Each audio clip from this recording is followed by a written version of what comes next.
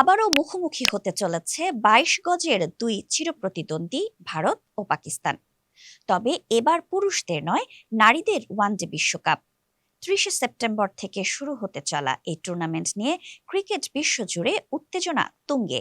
এবারের নারী ওয়ানডে বিশ্বকাপ যৌথভাবে আয়োজন করছে ভারত ও শ্রীলঙ্কা। কিন্তু এর মধ্যে রয়েছে একটি বিশেষ মডেল, যা হাইব্রিড মডেল নামে পরিচিত।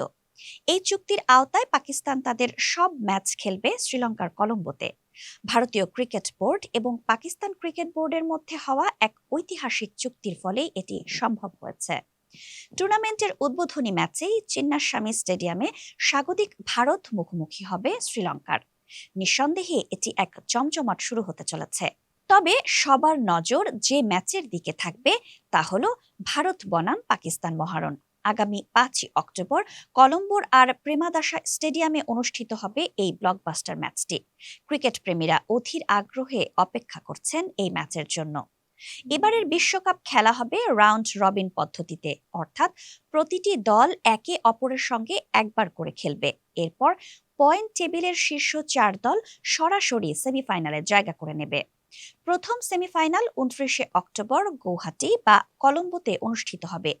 যদি পাকিস্তান সেমিফাইনালে কোয়ালিফাই করে তাহলে তাদের ম্যাচটি হবে কলম্বোতে। দ্বিতীয় সেমিফাইনাল হবে বেঙ্গালুরুতে ৩০শে অক্টোবর। আর জমজমাট ফাইনালটি অনুষ্ঠিত হবে ২রা নভেম্বর, সম্ভবত বেঙ্গালুরু বা কলম্বোতে। বিশ্বকাপ আয়োজিত হচ্ছে মোট ৫টি শহরে: ভারতের বেঙ্গালুরু, গৌহাটি, বিশাখাপত্তনম ও ইন্দোর এবং শ্রীলঙ্কার কলম্বোতে। শুধু ভারত পাকিস্তানই নয়, এবারের বিশ্বকাপে অংশ নিচ্ছে মোট ৮টি সেরা দল। অস্ট্রেলিয়া, ইংল্যান্ড, দক্ষিণ আফ্রিকা, ওয়েস্ট ইন্ডিজ, বাংলাদেশ এবং নিউজিল্যান্ডের মতো শক্তিশালী দলগুলো রয়েছে এই তালিকায়। বাছাই পর্ব পেরিয়ে মূল পর্বে নিজেদের জায়গা করে নিয়েছে পাকিস্তান ও বাংলাদেশ।